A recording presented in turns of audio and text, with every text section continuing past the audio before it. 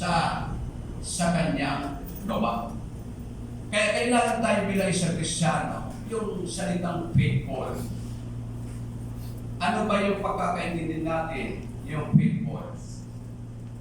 Okay? Yung pagtatapat natin sa Diyos.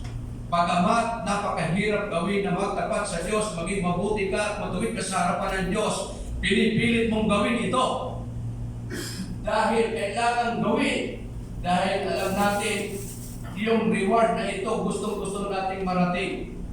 Bakit napakarami tayo sinasagupa sa buhay na ito? Ang pag-iswili nito, ang kasiyanan nito, ay magtatanggap natin yung gantimpala, yung premyo na yan, na makalangit na premyo.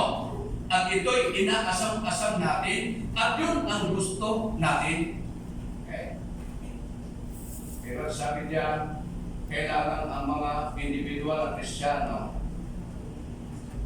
laging tingnan, ano yan, upang bigyan ng kagantihan ang bawat isa ayon sa kanyang gawa.